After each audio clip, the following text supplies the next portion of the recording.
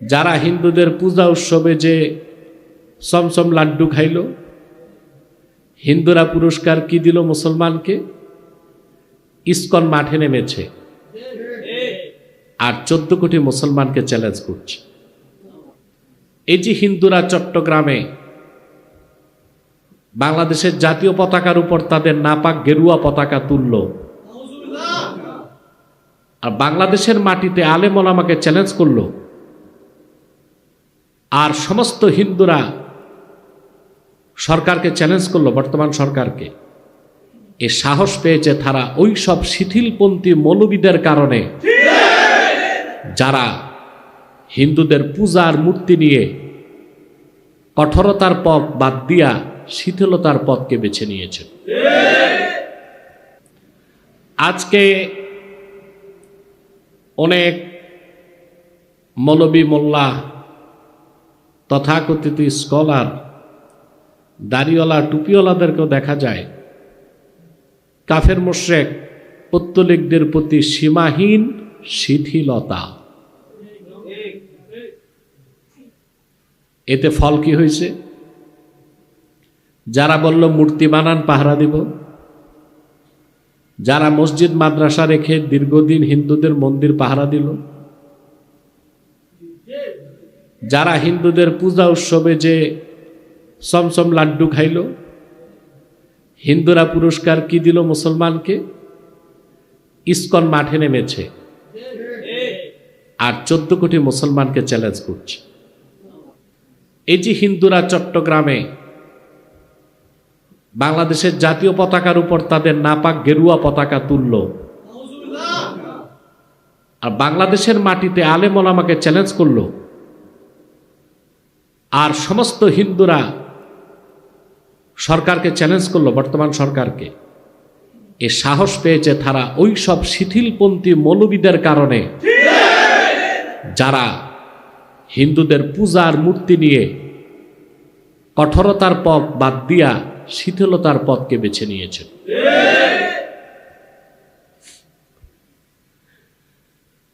লেবাসের মৌলবী হওয়া সহজ, কোরআন হাদিস বুঝা আর সেই অনুযায়ী আমল করা, ওটা আল্লাহর খাস দয়া ছাড়া সম্ভব না।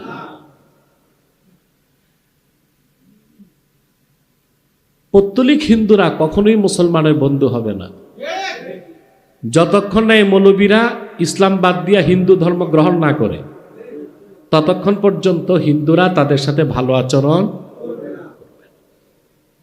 এটা হচ্ছে কাফের মুশরিকদের চিরাচরিত ফিতরাত। চিরাচরিত ফিতরত বুঝেন? এ বুঝাইতে তো আরেক ওয়াজ লাগবে। বাচ্চাকে চিমটি দিলে বাচ্চা কি করে? কান্না করে। এটা বাচ্চার ফিতরত।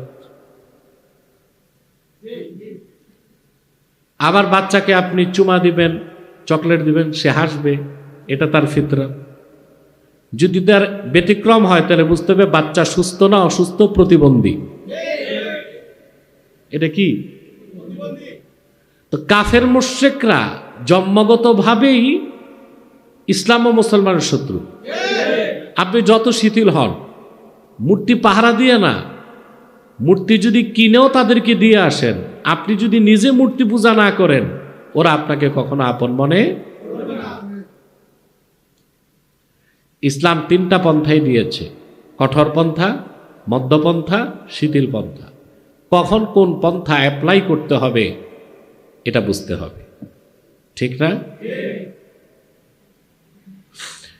আপনি কানের ডাক্তারের কাছে যাবেন, কানের ডাক্তার সে আপনার কানের ট্রিটমেন্ট করবে শিথিল পন্থায়।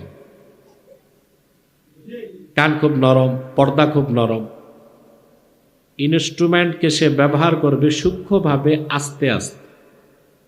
কিন্তু দাঁতের ডাক্তারের কাছে যাবেন, সে শিথিল পন্থায় কাজ করবে না। ইনজেকশন দেখলেই তো আপনার কলিজার পানি শুকিয়ে যাবে।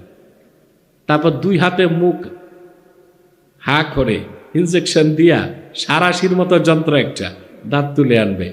এখানে কঠোর পন্থায় না গেলে দাঁত তোলা হবে না। কথা বুঝতেছে? দাঁতের ক্ষেত্রে কঠোর পন্থা, কানের ক্ষেত্রে শিথিল পন্থা, ঠিক না? হার্ট অপারেশনে মধ্যপন্থা, আপনাকে অ্যানেস্থেসিয়া করবে যেন বেশি ব্যথা না পান, ঠিক না? তারপর আপনাকে ওপেন হার্ট সার্জারি করবে। তাহলে কোথায় কোন পন্থা এটা তো আপনাকে বুঝতে হবে। মধ্যপন্থা কাফেরদের সাথে না, কাফের মুশরিকদের ক্ষেত্রে কঠোর পন্থা। তারপরে নিজেদের মধ্যে আহকামে শরিয়ার ক্ষেত্রে মধ্যপন্থা, আর বেঈমানদেরকে দ্বীনের দাওয়াত দেবার ক্ষেত্রে শিথিল পন্থা। কাফের মুশরিক বেঈমানদেরকে যখন দ্বীনের দাওয়াত দিবেন, ওই ক্ষেত্রে আল্লাহ বলছেন ঘাট দইরা মুসলমান বানায়ও না, ইসলামের সুমহান আদর্শ তুলে ধরো। সে নিজে ইসলামের সৌন্দর্যে মুগ্ধ হবে, কপাল ভালো থাকলে ঈমান আনবে। ওই ক্ষেত্রে কি ইসলাম কটা পন্থা দিছে? এখন মৌলবী সাহেবরা ওয়াজ করে যে ইসলাম মধ্যপন্থী, মুসলমান কি? কত ভুল তাফসীর আমাদেরকে শিখায়। বলে ওয়াকাযালিকা জাআলনাকুম উম্মাতাও ওয়াসাতা। আজ তো কামায় বালেগ হওয়ার পর যত মৌলবীর ওয়াজ শুনলাম, প্রত্যেকেই আয়াতের ভুল তর্জমা করতেছে।